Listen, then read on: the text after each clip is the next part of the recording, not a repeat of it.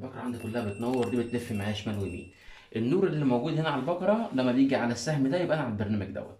اول برنامج عندي برنامج القطن، الحاجات الداخلية الفوط الملايات كلها قطنية، قطن لارج، دي الملايات الكبرتات الكبيرة.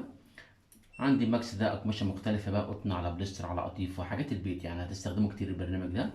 عندي هنا ايزي كير الحراير. عندي غسيل هادي لو هشغلها بالليل، ده طبعا سايلنت، الغسالة ما بتعملش صوت بس طبعا بتاخد وقت كبير جدا، الغسالة بتشتغل واحدة واحدة، لا تحط فيها اي قماش. عندي هنا عناية ليد حساسية، لا قدر الله لو حد عنده عدوى ولا حاجة تحط هدوم هنا لوحديها وبتجيب على عناية ليد حساسية. اخر برنامج عندي بيبي كير ملابس اطفال. عندي هنا برنامج تحميل الدورة، هو كده كده اساسا متحمل عليه دورة 20 دقيقة، يعني حاجة خفيفة. لو حضرتك حابب مثلا انك تعمل برنامج مخصص ليك مفيش مشاكل، من طبعا بتظبط من هنا طبعا السبين والحاجات دي كلها، عايز تلغي العصر عايز تزود العصر تبدا ان انت تشتغل عليه عادي. عندي هنا تنظيف الحوض اللي هي التي سي ال، دي دورة الخل. لو احنا مثلا بنشتغل كتير على الغسالة يبقى كل شهر بنغسلها قليل، كل شهرين او ثلاثة، يعني عملية فريش الغسالة تنظيف.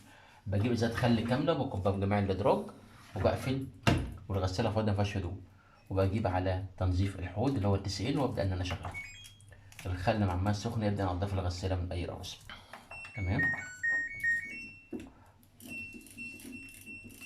احنا آخر حاجة وقفنا عندها اللي هي تنظيف الحوض. عندي هنا الديوفت دي اللحفة والبطاطين.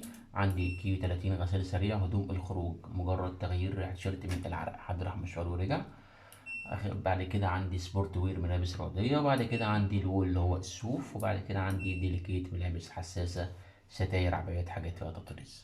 يبقى أنا كل حسب نوع القماش بختار الحاجة اللي تناسبه. أنا ممكن أختار البرنامج كده وأدوس تشغيل من هنا على طول، هو بيختار كل حاجة بتناسبه. عايز تعدل في البرنامج مفيش مشاكل، مش عايز تعدل يفضل ان تسيب البرنامج يختار الحاجه اللي تناسبه. عندك هنا سبين، ده سرعه العصر لو عايز تقلل العصر او عايز تلغيه نو سبين. عندك درجه الحراره تمب. عندك كولد، ميه بارده اللي هي ديت اول واحده، لو عايز تغسل حاجه بميه بارده. ماشي، دي كده كولد. وبعد كده درجه حراره الميه لحد 95. لو حابب تعدل في البرنامج، مش حابب تعدل يبقى اختار البرنامج ودوس تشغيل على طول، دي اسهل حاجه. عندك الشاشه اللي فوق دي بتعرفك الغساله بتعمل ايه، هي في انهي مرحله، بتغسل ولا تشطف ولا بتعصر، التعريجه دي كده غسيل، موجه كده شطف، الدوران كده عصر. يبقى اي ايقونه من تنور وتطفي معايا يبقى هي على المرحله اللي هي فيها. طبعا لما بتخلص الغسيل خالص بسمعك صوت موسيقى. بعد ما بتخلص صوت الموسيقى بتسمعه، الباب بيتفتح معاك من دقيقتين لثلاث دقايق. الغسيل يطلع قطعه قطعه، ما تشدش يعني ما تدوش، ما تشدش كده الغسيل. ليه؟ عشان ممكن لو زرار المعدة او سوست المعدة ممكن تقطع معاك الجوان ده. ويستحسن بعد ما تخلص قماشة ناشفة وتمسح الجوان ده كويس جدا عشان مع الوقت ما يعملكش نقط سودا أو ريحة. ليه؟ ما تسيب ده بيهوي شوية كده. الفلتر عندك تحت هنا اهو، ده بيتفك بعد كل كام غسلة.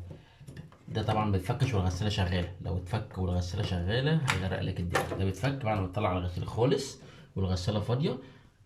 بجيب طبق صغير واحطه كده وافضي شوية المية الباقيين اللي هم دول أو أكتر كمان منهم، وبقفل ايدك كده، بقفلها كويس عشان ما يسربش معايا مية.